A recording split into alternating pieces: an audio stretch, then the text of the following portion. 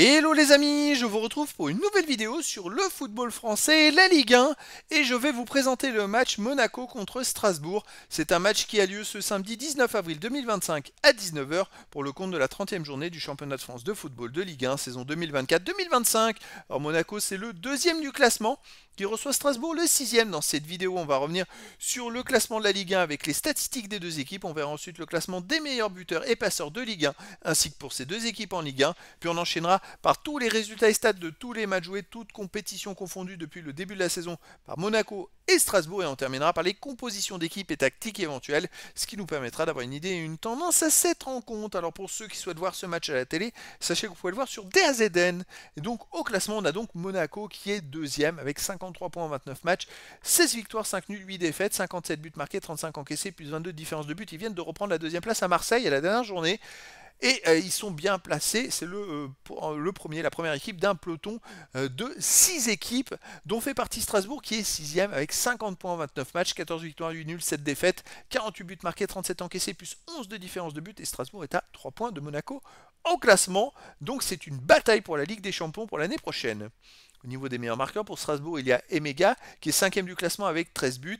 Également pour Strasbourg, Santos, 9 buts, Nanassi, 5, Bakwa et Diarra, 4, le Maréchal, 3 buts. Pour Monaco, il y a Biret qui en est à 12 buts en 12 matchs, Mbolo et Ben Seguir, 6, Minamino et Zakaria, 5 buts. Pour les meilleurs passeurs, pour Strasbourg, en tête du classement ex-aequo, Bakwa en est à 9 passes décisives. Également pour Strasbourg, Morera, 6, Nanassi, 4, Habib Diarra et Santos, 3, Barco, 2 passes. Et puis pour Monaco, il y a Akliouche qui est 5ème du classement avec 8 passes décisives. Ensuite, Camara, 6, Caio Henrique, 5, Ben Seguir, Mbolo et Minamino, 3 passes décisives.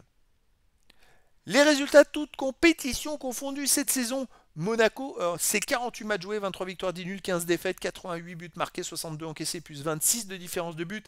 Ils ont battu Marseille à la dernière journée 3-0 après avoir perdu à Brest. Et avant, ils avaient fait 3 victoires et 1 nul.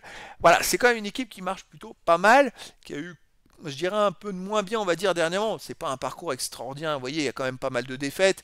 Il n'y a pas d'enchaînement de victoires, de gros enchaînements de victoires maximum. Mais voilà, c'est une équipe qui fait le poids, on va dire, pour le deuxième du classement. En face, Strasbourg, c'est 38 matchs joués cette saison, 15 victoires, 11 nuls, 12 défaites, 58 buts marqués, 55 encaissés, plus 3 de différence de but. Strasbourg reste sur 9 matchs de suite sans défaite avec 7 victoires et 2 nuls. C'est l'équipe en forme de la Ligue 1. Hormis le PSG, c'est vrai qu'ils sont très très forts en ce moment. Avant, il y a eu 2 défaites. Et avant, c'est pareil, il y a eu 8 matchs sans défaite, avec 5 victoires et 3 nuls. Donc c'est vraiment très très fort.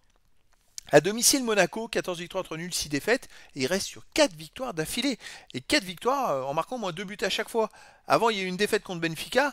Et avant, il y a eu 2 autres victoires. Donc en championnat, il reste quand même, les amis, sur 6 victoires d'affilée à la maison.